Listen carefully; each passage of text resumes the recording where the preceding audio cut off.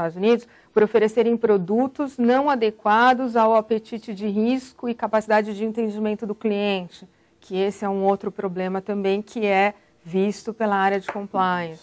Então, eu oferecer um produto e você não consegue identificar exatamente o que você está comprando, porque você não entende ou o seu apetite de risco não é compatível.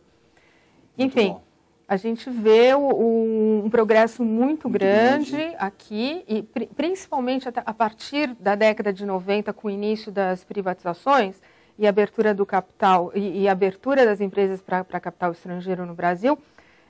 Exatamente para quê? Para agregar valor da empresa ao acionista estrangeiro, que já valorizava isso, né, desde sempre. Então, isso começou a partir da década de 90. Mas nos Estados Unidos já é uma coisa bem antiga, bem elaborada, bem forte. Porque né? o mercado de capitais ele é um dos pilares do sistema financeiro norte-americano. A aplicação em bolsa de valores é muito comum lá. Qualquer um aplica, né? É um hábito, então é um costume. A gente fala, né? A senhora velhinha aposentada do interior do Texas. Verdade. E eles conseguem, é interessante também observar como eles conseguem se adaptar muito facilmente a crises. Conseguem virar o jogo, adaptar e reformar a legislação em função de uma crise.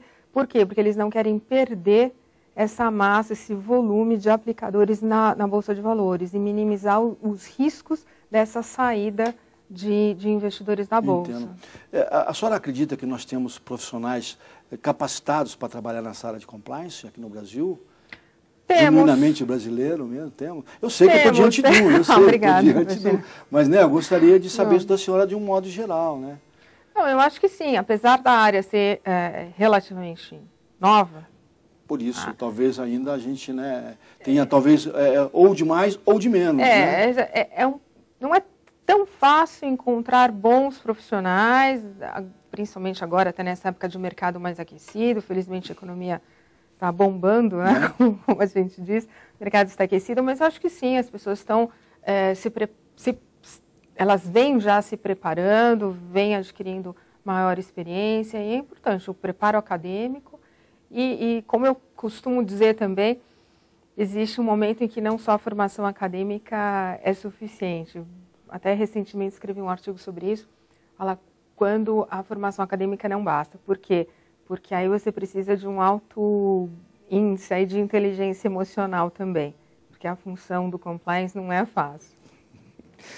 Mas como diria lá atrás o meu avô, cavaco não voa longe do pau, né? Então, eu tenho certeza que, sabe, eu valorizo isso mesmo, porque é como a senhora disse, não é só o conhecimento acadêmico. Não, tem que ter expertise, tem que ter feeling, não é verdade? E tem que saber aonde você está caminhando, não é verdade? Porque atrás de você tem, via de regra, uma grande empresa, um grande conglomerado, que depende, às vezes, de uma posição sua, né? De uma análise concreta sua. Então, você não é por acaso que a gente está em certos lugares, mas a gente também não pode fazer as coisas por acaso, né? Não, e a gente está lidando com o bem mais precioso da instituição, que é a imagem dela. Verdade. E os boatos derrubam a bolsa, por exemplo. E até eu me lembro de um depoimento do Dick Fuld, que foi o CEO da Lehman Brothers, dando um depoimento para os jornais por ocasião da quebra da Lehman em 2008. Ele dizia o seguinte, que o mercado estava paralisado em função de uma crise de confiança. Então, essa imagem que as empresas conseguem passar, paralisam o mercado, derrubam bolsas e, às vezes, é um boato. Então, a crise de confiança é realmente muito séria. Eu gostaria de saber da senhora o seguinte, qual seria, num contexto de gestão, em um arcabouço para a boa governança corporativa? Bom, não existe uma fórmula mágica pronta, isso vai depender muito de cada empresa. Um marco muito importante foi a criação em 61, em Paris, da Organização para a Cooperação Econômica e Desenvolvimento, que, você vê, em 61, já começaram os movimentos, até um pouco antes disso, mas enfim, em 61 eu já tinha um fórum específico para debater esse assunto e traçar alguns, vamos dizer, alguns parâmetros, algumas linhas mestras. E hoje a gente tem também extremamente ativo o Instituto Brasileiro de Governança Corporativa, já na 4ª edição do seu Código de Melhores Práticas de Boa Governança. Ele diz até, voltando, né, aquele conceito inicial de governança, que são princípios e práticas que vão permear o modelo de gestão. Mas o IBGC até fala no seu código que uma boa mesmo prática de governança corporativa transforma esses princípios e práticas em recomendações objetivas. Olha. Então, eu preciso ter uma ação, na verdade. E eu tenho 4 itens assim, que são fundamentais, já dentro dos conceitos do IBGC e até na cartilha de recomendações que a CVM emanou recentemente. Eu tenho transparência, equidade, prestação de contas e responsabilidade corporativa. Então, transparência, as informações devem ser transparentes. Né? Não só as informações que obrigatoriamente devem constar de um relatório anual, por exemplo, que é a fonte principal de comunicação, né, da empresa, mas também revelar aquelas informações que não são obrigatórias, todas que dizem respeito à estratégia da empresa. Depois, a equidade, que é tratar todos os acionistas de uma forma sem discriminação, de uma forma única, né, protegendo até os minoritários, eventualmente. Né? Isso é bastante importante. Os grandes sabem como se cuidar, né? Isso é importante. Prestação de contas, quer dizer, cada um tem o seu papel, tem a sua responsabilidade, precisa prestar contas do que faz. Né? E responsabilidade corporativa, por último, é que a empresa também esteja engajada em preocupações sociais e ambientais. Isso deve fazer parte também da estratégia da empresa. Quer dizer, numa linha de sustentabilidade. Exatamente. E aí ela também cresce de uma forma sustentada, maximiza retorno, enfim, todas aquelas vantagens sobre as quais nós já conversamos. Né? Maravilha. Em uma estrutura de gerenciamento de risco, a compliance pode ser um instrumento de marketing? Se sim, como? Então, pode, dessa forma como a gente falou qualquer coisa, né? É que eu vou juntar. Isso. Não, o assunto é único, né? O assunto é único, a gente acaba e com a sua expertise, a senhora acaba falando, dando o panorama todo, né? Acaba falando bastante. Não é isso. Mas é assim, é um instrumento de marketing, por quê? Porque ele agrega valor e a empresa passa a se tornar mais interessante. Então, à medida em que ela cria essa reputação, os outros já sabem que ela é amiga das práticas de boa governança, ela tem um programa de compliance implantado, ela se torna mais atraente para o investidor, ele se sente mais seguro que os processos são mais eficientes, o sistema operacional é mais confiável, vai se tornar uma empresa mais atraente para um investimento.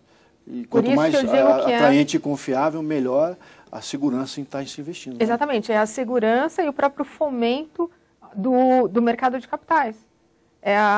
As informações também que são passadas para os acionistas são informações confiáveis. O acionista se sente seguro, investe mais na bolsa, a bolsa faz crescer o mercado de capitais e isso gera todo o fomento do sistema financeiro. Doutora, aproveitando um pouco da sua expertise como compliance, quais os ensinamentos as empresas americanas poderiam dar às empresas brasileiras ou trazer para as empresas brasileiras? Eu diria que é essa capacidade de adaptação. Por quê? Hoje em dia, no mundo competitivo, né, as empresas elas devem se adaptar muito rapidamente às mudanças na legislação, e não só na legislação, mas no cenário econômico. E as empresas americanas, aliás, o próprio sistema financeiro americano, ele consegue, como eu estava até comentando no início, consegue se adaptar rapidamente e reagir a uma crise.